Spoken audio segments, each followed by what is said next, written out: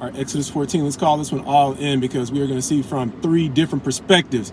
Times when life will give us an option, but sometimes not so much the option to go all in, because from 3 different perspectives, we are going to see 2 parties that really don't have much of a choice whether or not to go all in, and one who does, but should back up and fall back, and that being Pharaoh. The other 2 parties being Moses and the people of Israel. We're going to set them apart because they're going to have 2 different roles in this, as they've had throughout the story, but there are a couple of things I want to notice this time in noticing the 3 different perspectives in chapter 14. But Pharaoh, confronted with the fact that over and over again we've seen the battle between his heart and the choices he's made over his heart and God taking over, we're now going to see a level up. The relationship between heart and mind, something we talk about here often, how at times when confronted with good information, we can filter it out in the ways that we either turn our minds on or off in relationship to our attitude and receptiveness to that info. And that's exactly what we're going to see unfold here in chapter 14, beginning at verse 1, where it reads, "Then the Lord said to Moses, tell the people of Israel to turn back and encamp in front of Pi-hahiroth,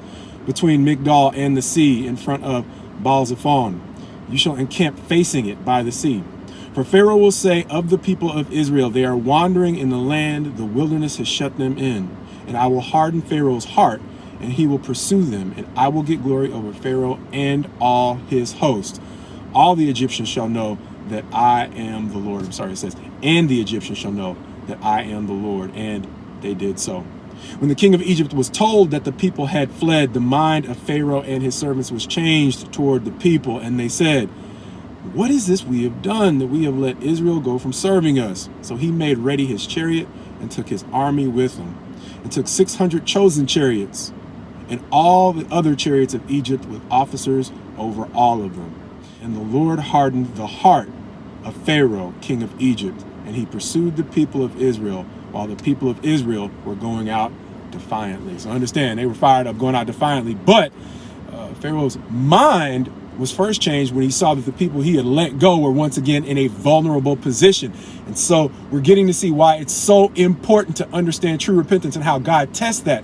A few lessons back earlier in Genesis, we talked about the ways in which God can drag us out into deep water. Understand, we can use illustration. I can only hold my breath for so long, and after a while I'm gonna have to come up for air. And that's exactly what God is exposing here in Pharaoh. Spiritually, no matter what God has been doing to his heart, his mind is still fixed towards possessing the people of Israel. He still sees them as an object, and he hadn't changed enough to where now seeing the people, he has the freedom to have a mindset that says, look, I can make amends and help these folks. No, he still wants to make them a victim. And so God is exposing that in his character before the story says he steps in and hardens his heart again. So Pharaoh still has a choice, but God is directing the way in which he goes about it. And we've talked about in the past, being a servant of God sometimes means being comfortable as a worm on a hook. And that is exactly what the people of Israel are here with Moses, because God is dangling them out in front of Pharaoh to see where his head is really at.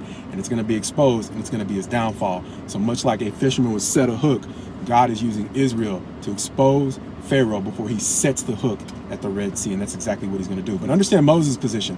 Moses is caught between not only Pharaoh and the people of Israel, but the people of Israel and God, because God has empowered him to do certain things that the doubts from the crowd are causing him to question, when God is going to say, why are you standing here? Raise your hands and part the sea. And understand the lesson in our lives. There are times when God has empowered us to go forward. All of these people are in the similar position of seeing that 10 times God has encouraged them to move forward, meaning the people of Israel to move forward out of slavery, and they're all having to make choices accordingly.